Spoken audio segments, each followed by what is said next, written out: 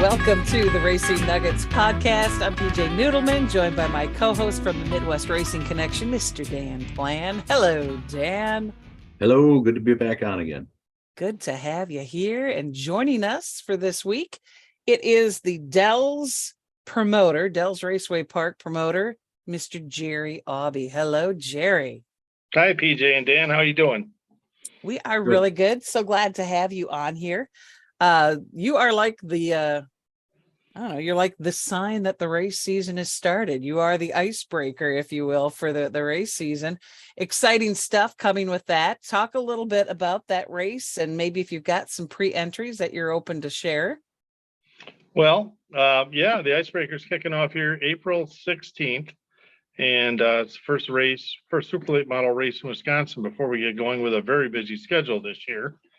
That was something that myself and Dan Lensing and Wayne Lensing created 9 years ago.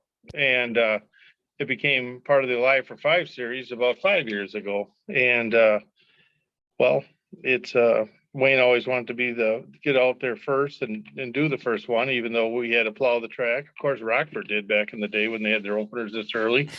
But the one thing about the icebreaker is the date floats around a little bit due to Easter. So we don't want to run on Easter. So it's usually before or after. And then we wind up with this deal. But we've got a pretty good field of cars. I got Luke Fenhouse coming back.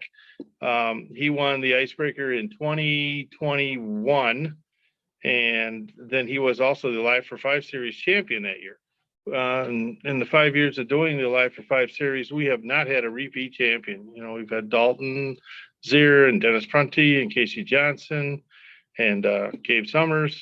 And so now this year we'll see what happens because we've got quite a field of cars. But Gabe's coming back. Got some tour regulars. I have to put on my glasses here, but we've got Johnny Sauter, ran into him the other night, so he's coming. And it's always fun to have Johnny there. Johnny DeAngelis, who won at Halloween, along with Max Kaler, which was surprising. He pulled that off. He hasn't been running that well at the Dells, and he ran really well at the Halloween 150 last year. And, he was the one that pulled off that National Short Track Championship win a couple years ago. That was really impressive. And glad for him. But we got, Jeff Storm and Dan Fredrickson up there by you from Minnesota. Dennis Prunty's coming back. Mike Litchfield, Ryan Farrell, Steve Apel, Dalton Zier will be there, John Veal. So, we've got just about 30 entries right now, and it's a nice field of cars.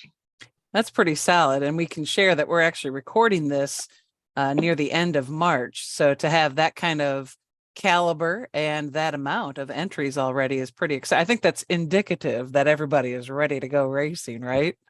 Everybody's ready to go racing. We've got a lot of racing starting off here at the beginning of the year, with not only us opening, but then the following week is ASA Tour race at Slinger, and then we fall into the Joe Shear Classic. So, in years past, we've had as high as 55 entries, which was fabulous.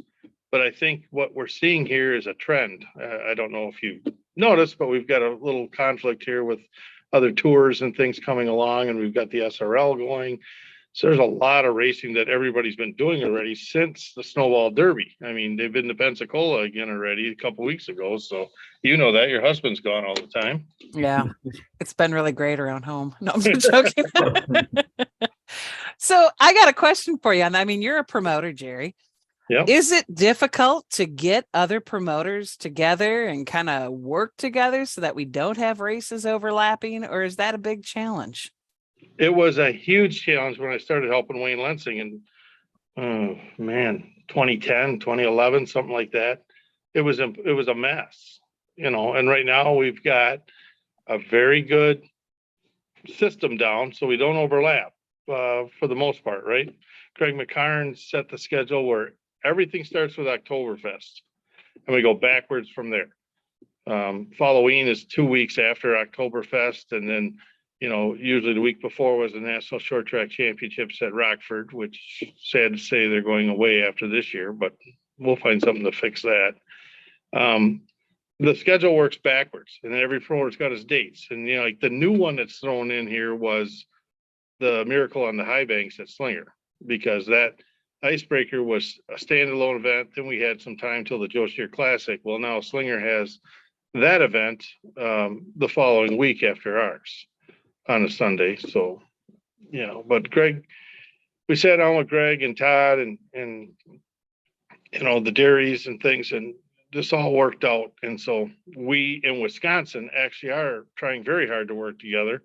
Terry Tucker and I sat down, worked out a schedule with limited lates. We're not overlapping on the big shows. We're never trying to compete against each other since we're running both on Saturday nights. But even in the fall specials and in the midsummer specials, Terry's like this year for the Assembly Product Shootout, we have the 5,000 to win 75 lap limited late model race. Well, Terry's given his late model drivers off that week, so we don't conflict on that. So everybody's trying. Rules are That's another good. matter. Let's talk about rules, shall we? Do we have to? Been talking about rules since October, but anyway.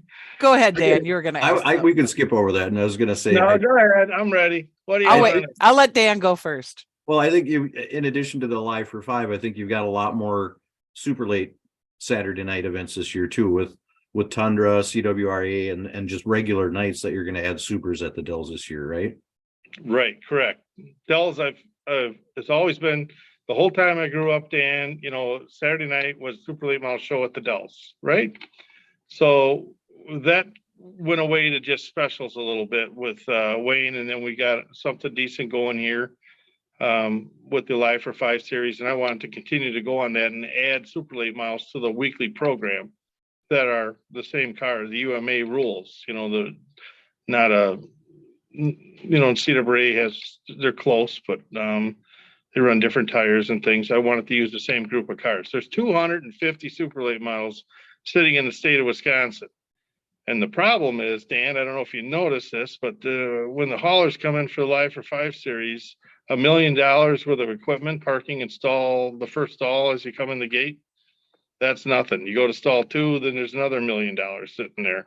It's pretty hard to compete on a local basis of super late models. And I just felt that a lot of drivers were getting disgruntled with all these big shows that, the shows are available, but you're talking Slinger Nationals, the Ganru 250, the Joe Shear Classic.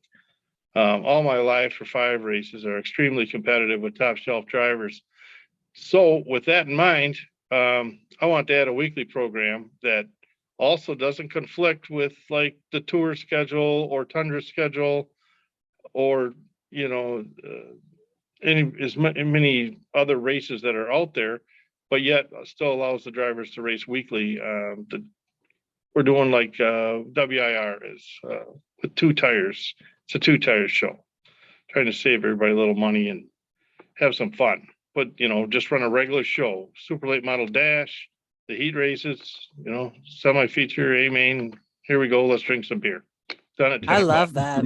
I think that's a great plan. And actually, I think it's a perfect time for you to be doing that. So I'm glad to see that as well, too. Good point to bring up, Dan. Thank you. So what is your biggest pain point with the rules? And it shouldn't be, but it's bodies right now and motors. Motors have always been an issue since I was ever got into this in '83 or whatever it was. I remember motor rules, motor issues. Motors are always an issue, right? Try to streamline that, and weights and bodies. Well, bodies, we're on what? This body is 23 years old that they're currently running the most popular size, and then the other body's fairly new with being only 3 years old or whatever. They've done some updates, but everybody, that's a conversation in itself. But yeah, well, I do have a question. I bet you're wondering who it might be from.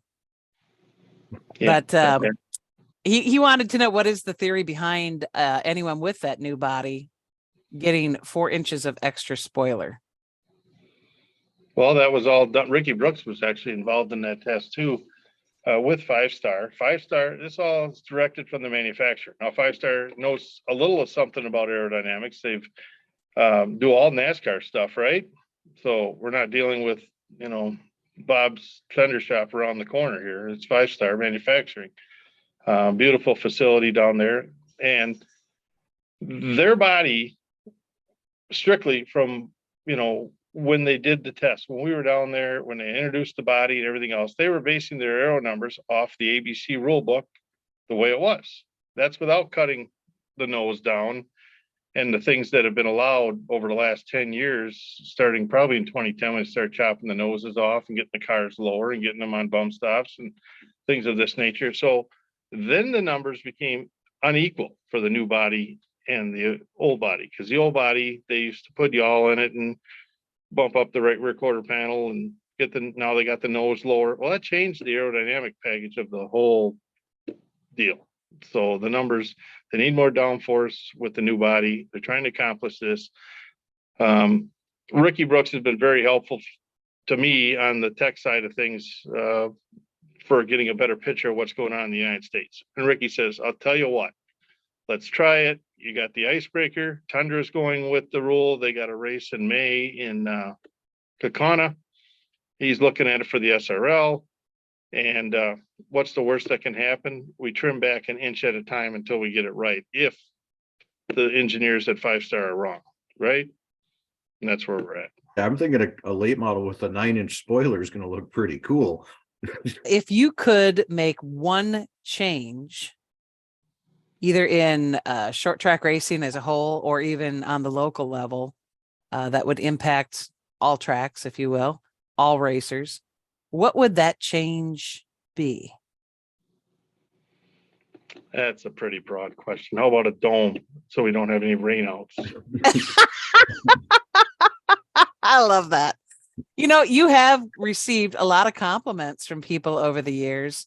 Actually, Ryan Farrell, one of our more recent guests on here, he said he loves going to the Dells because it is the perfect venue. There's something for the kids to do, something for the wives and girlfriends to enjoy. It's a perfect layout with beverage and food, and the racetrack is pretty awesome too, obviously. So I do think Dells is kind of a premier stop for everybody. Right. Yeah. I'm bringing it back to the glory years. It takes a lot of money. I mean, to keep that place open here normally is about $1.2 million. So that's what it costs to operate a racetrack a year, $1.2 million to $1.5 million just on the local level at that capacity. And then we're trying to, add bleachers, fix bleachers, fix the asphalt itself, fix the pit area, the restrooms, the septic. I mean, everything's just kind of been ignored. I mean, the Dells was shut down. What was it, 2006, I believe, when then the NFL drafted Aaron Rodgers. The track went silent, and it was down for 1 or 2 years. I can't remember how long it took. And then we had a sea of a few owners in there. Wayne Lensing bought it, tried to bring it back to where it was, brought me on board, and we worked together. And well, I'm getting there. It takes time. It takes a lot of money. It takes a lot of time.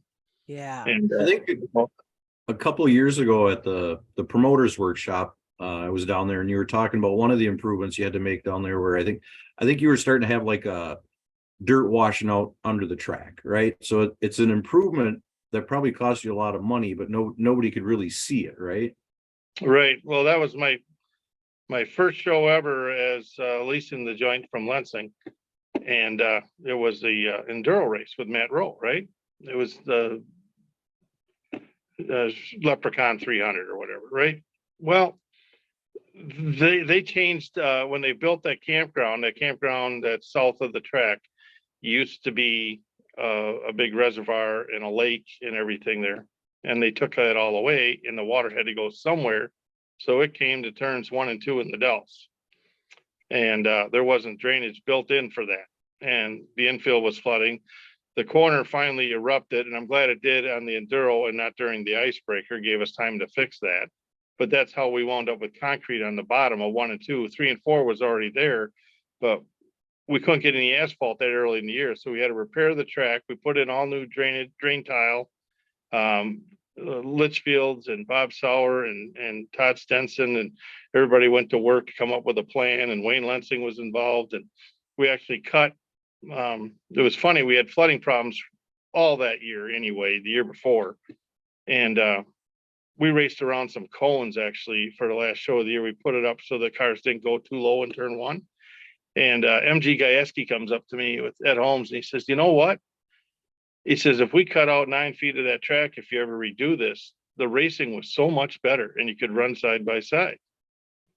Just changing the angle in the turn one, because the inside car could peel off and go low and the outside guy's still hanging there. Now they have to both enter about the same angle. And you know what? That's what we did. And we repaved the thing in concrete on the bottom, gave the racetrack some real character. Ty Majeski has set the track record, not only in the ARCA Midwest Tour, but the regular weekly super late model package, exact same time, exact same to the thousandths of a second, if you can believe that. He did that at Halloween a couple years ago and broke the track record that existed on the old track. So it didn't wreck the track. It didn't slow the track down. The concrete is not slower. It actually broke the track record, and he did it in 2 different cars that were racing at the Dells, one on the Midwest Tour night and one at Halloween. And now we have 1 super late model track record, which I'm happy to deal with instead of 2. And he even made it nice where he had the exact same time. So that was mighty nice of him. Yeah, so that's how we got going with that. And yeah, that was a $50,000 undertaking, Dan, by the time we got it done. And Wayne actually had to put the lake back in the campground to also accommodate this. There was no way we could do it. So now he's got some fishing and stuff over there. It's very nice, but he's got it in between the 2 campgrounds. But that water needs to be there so that we don't get flooded. And we've actually had I've been really surprised how well it's been going with that. Everybody did a super job that was involved in that project, and I can't think of enough. Wow. Let me ask you about another topic for spending money, and that's insurance. I think that's something that a lot of fans don't necessarily think about, but that's got to be a pretty hefty bill for you to have for the whole season too. Yeah, you're looking at about 30,000 a night, or a year, excuse me, 30,000 a year for insurance to operate a racetrack nowadays. There's a lot of liability factors and things. K&K just had to get a new partner again this year. Racing obviously is a rough sport that a lot of things can happen. And K&K, Steve Sinclair has been wonderful to work with. It is what it is. We have to have it.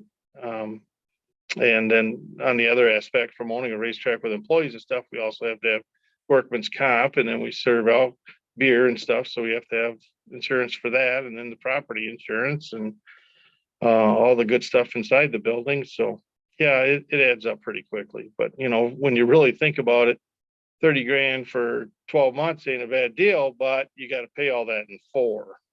So right. Yeah. I think a lot of people oversimplify in their minds about, well, if I ran that track, I'd be doing this. They all talk real tough, no matter what town it is, but they really don't understand how much blood, sweat, tears, and money you have to pour out in order to make the whole thing run. It's just insane. Not to get technical with a promoter standpoint, everybody's got a different program, whether your track's paid for.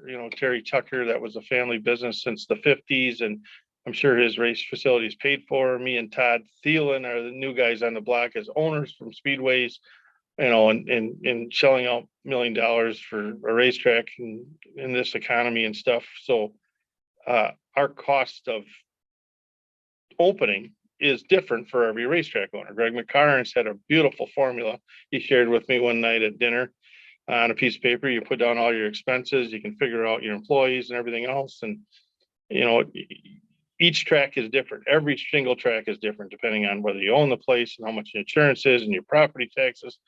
But to open a night at the Dells, it doesn't matter if it's a live for 5 event or a weekly show or whatever, but it's about $17,500 to open the front door. Wow. to operate. And now let's add a purse to that. So if you're paying out a $30,000 purse for that race, now it's 47,000. So that's just to get back to zero for the night. So on a Life for 5 race with extra staff and things, you're usually looking at about a $50,000 nut to crack just to get the good doors open. Wow. That's eye-opening right there. That is very eye-opening. So Jerry, what possessed you to want to do this? Well, so it actually started, I had to get out of the race car. I had an issue where I fell in the wintertime and severely tore my rotator cuff. I tore both of them at one time or another, but this one was bad. So I wasn't going to race. I had 3 cars ready to go. I was pretty proud of that. And then I had to go do something. So I ran into Danny and he says, "Hey, Dad needs some help at the track." Well, I said, sure. So I went up there and he had me looking at cars and tech and inspecting and things of this nature on a Saturday practice. And he goes, "Oh, I'd love to have you."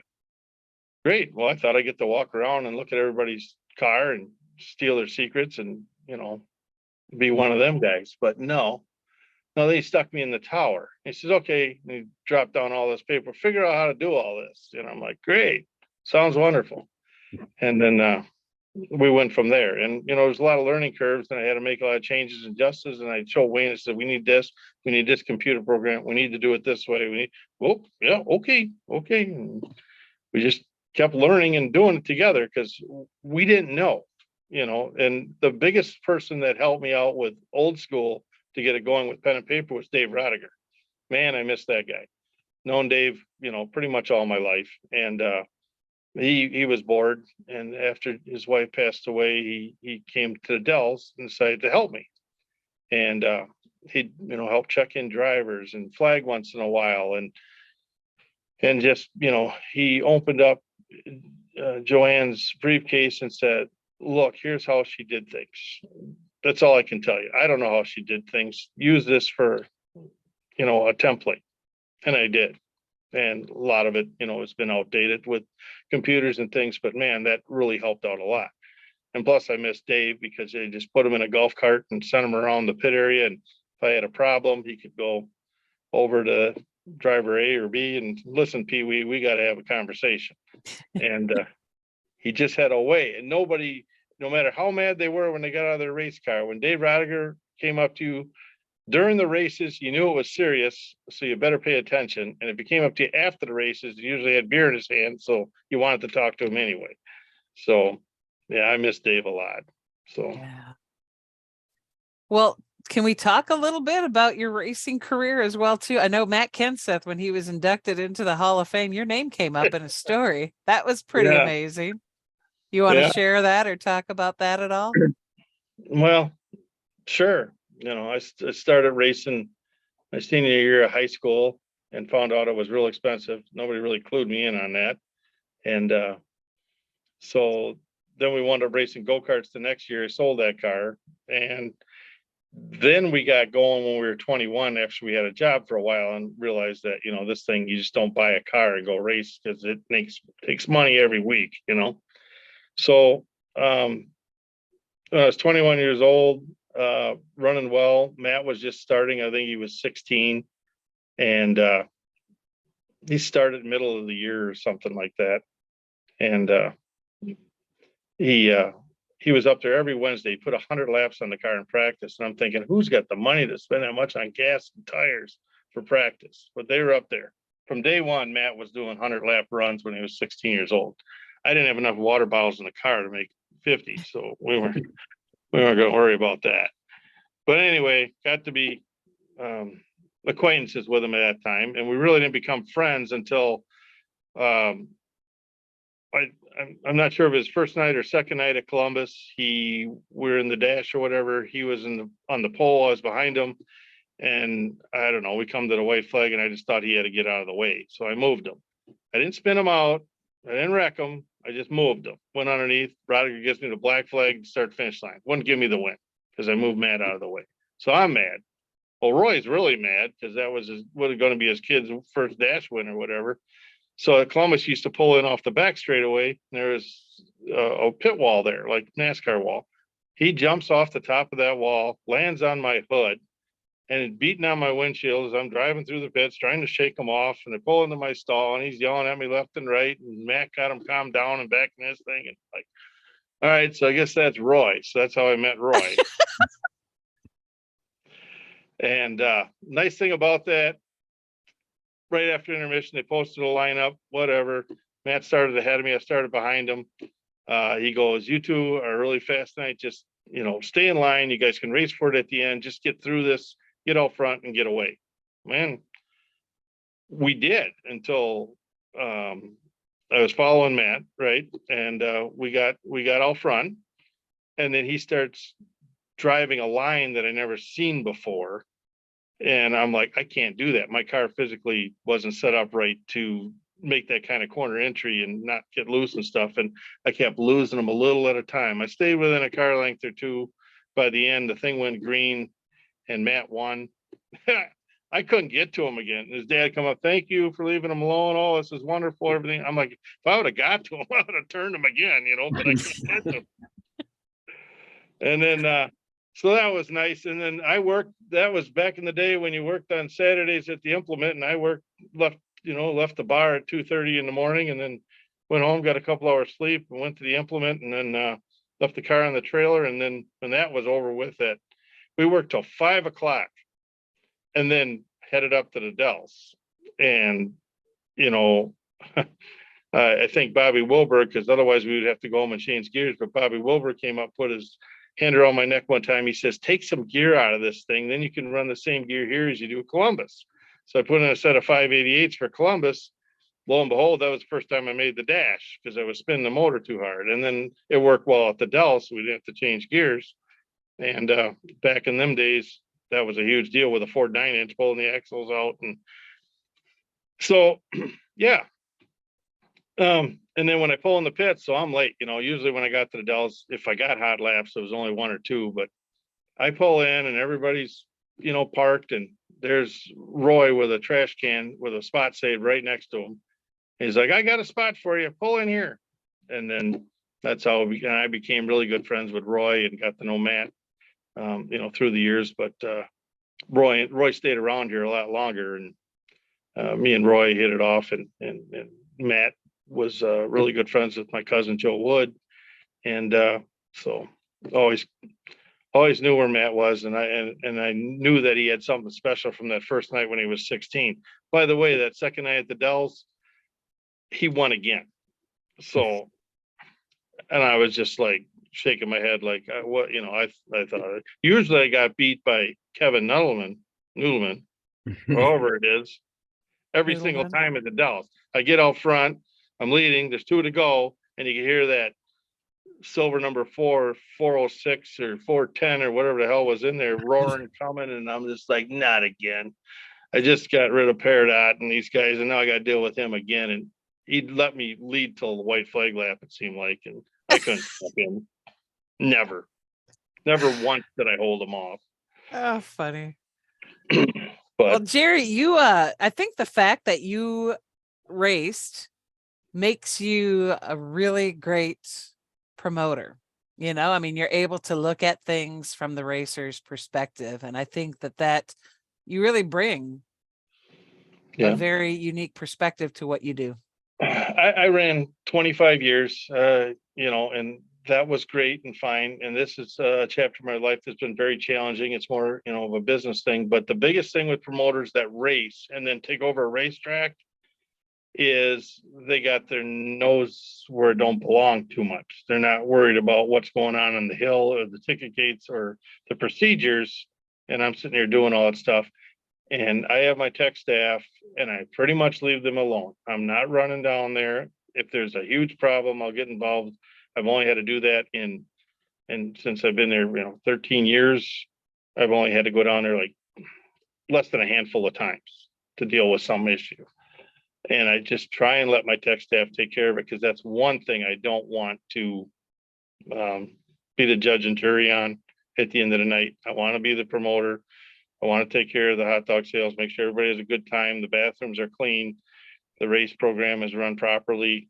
I don't need to know what shocks the 12 cars running. I don't, nor do I care anymore because I'm not racing. I can't steal his ideas anyway. So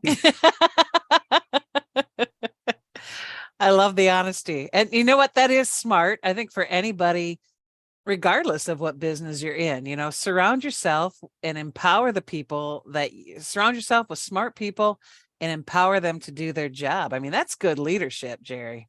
well, that's what I try and do. And then I'm not going to kid you. Once the race season's over and it comes to writing the rule book, then I'm way involved. And then, I'm all about it. But I don't want, once the book is written, then I back away and let everybody do their job. Yeah. So, Well, kudos to you on where you're going and what you've accomplished already. And I hope this is the best season yet for Dells Raceway Park. well, me too. I could use about 8 less rainouts this year, and we'll see how that goes. I'll start praying for it now.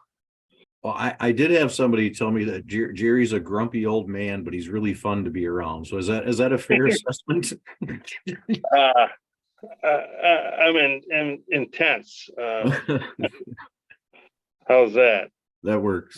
But I just I want things done right a certain way. It's not to the point of OCD or anything. It's just that if it's not done that way, and I've tried to relinquish some things to let other people's ideas work, but I know what works, and that's what I want to work. And I just really strive to make sure that everybody's happy and we follow the same format every time at a racetrack when I go to it. This year I'll be helping out at Madison for the Live for 5 race down there on June 2nd. I'll be running the tower that night. I'll have my tech staff in the tech building down there because that's what Greg McCarnes wants too.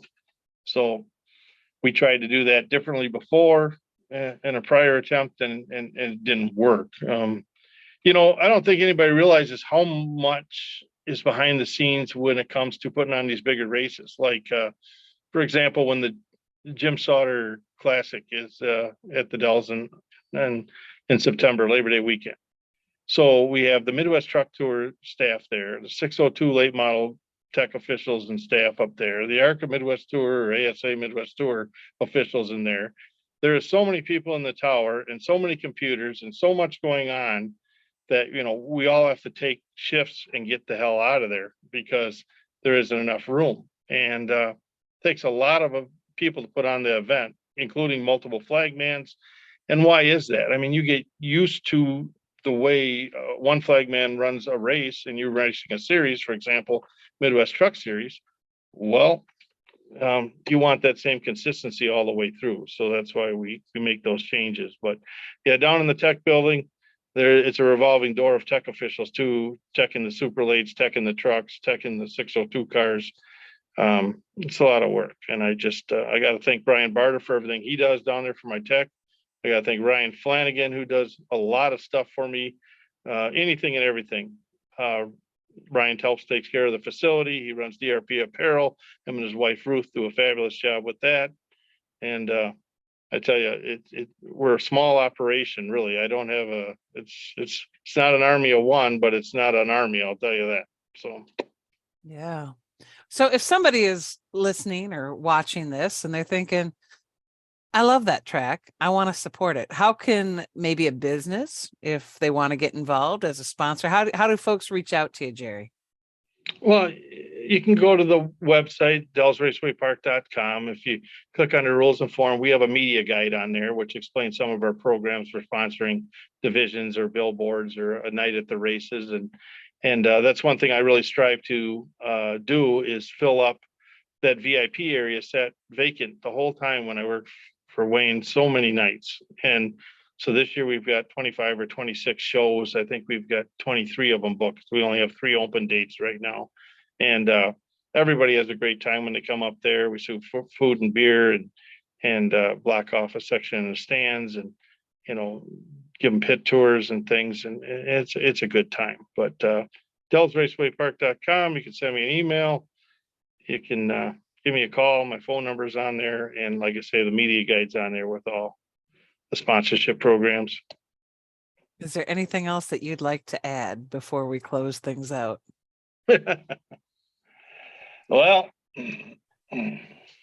No, I just appreciate everybody's support, and I tell you what, it's still nerve-wracking. It's like your first football game or your first baseball game of the season. Everything is, we're getting going here, and just want to make sure everything operates properly and the fans are taken care of, and it's an entertaining show. The race car drivers have gotten to know me now since I've been up there over a decade, and I tell you what, that helps out a lot. They know that when I say I'm going to do something, it's done, and they know they're going to get paid, and they know, where I'm coming from on everything. It's just consistency is the key. I would agree with that. Well, I'm going to pray for sunshine on every race day for you. And I hope you have the best 2023 season. Well, thank you very much. Really appreciate you guys having me on, and we'll look forward to seeing you up there.